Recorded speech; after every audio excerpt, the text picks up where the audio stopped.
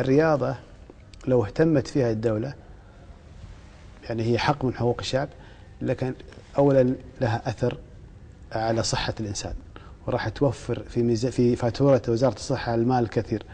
لها أثر على تنمية مواهب الشباب، لها أثر على صحة الناس وعلى رقي المجتمع. لو أنا إن شاء الله تعالى الله أكرمنا بالنجاح، راح أطالب بوزارة للشباب، لأن هذا المجتمع أكثر من نصه شباب يعني. نعم. فتحتاج إلى وزارة كاملة. يعني أنت لو تشوف مراكز الشباب اللي في المناطق تضحك والله. اي والله تضحك. يعني شيء يعني شبرة وشبك عليها وكلها مسكرة. دائما مسكرة. أنا عمري ما شفت شباب يلعبون داخل، لأن أرضية الملعب سيئة. الإضاءة ماكو، ما يتشب. الحارس مقفل الباب. أصلا شكل المبنى من برا كئيب ويخرع. لما تشوف مراكز الشباب في الدول الثانية تجد فيها الملاعب الرياضية المكيفة، والملاعب الحشيش الصناعي أو الطبيعي، والملاعب المغلقة، ومراكز التعليم، ومراكز دروس تقوية، ومكتبات، ومدربين محترفين، ناس يعني ماخذينها يعني ماخذينها جديا. احنا ماخذينها بس كذي يعني.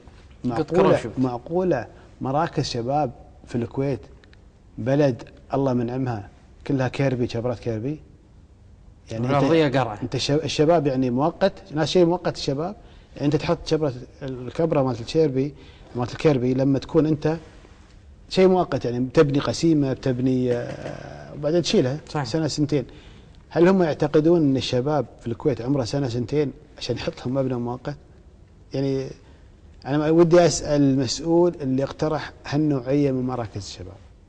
طبعا أولا أنا أعتقد يجب أن يكون الإكثار من الأندية الرياضية، الإكثار من الأندية الثقافية، من الأندية الاجتماعية. يعني إحنا عندنا نادي علمي واحد، طب وسع حط في كل محافظة نادي. عندنا أندية رياضية يعني وكأنها يعني حكرا على أشخاص معينين. عندنا أستاذ جابر لليوم نسمع فيه ولا لعبنا فيه للحين. صحيح. احنا عارفين شو القصة مال أستاذ جابر. صحيح. هل هو إنشائيا سليم غير سليم؟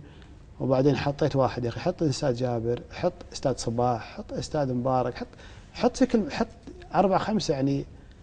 أنت عندك يعني عندك القدرة المادية. بس الشباب ترى مو بس كرة بس، ممكن تهتم في جوانب أخرى. في شباب عنده هواية مثلا السيارات، الدراجات، القراءة، الحاسب الآلي. يعني أنت أبدع فيهم. فحتى تبدع في خدمة الشباب، هم سووا لنا هيئة شباب واحدة وصراع عليها للحين. احنا عارفين لليوم.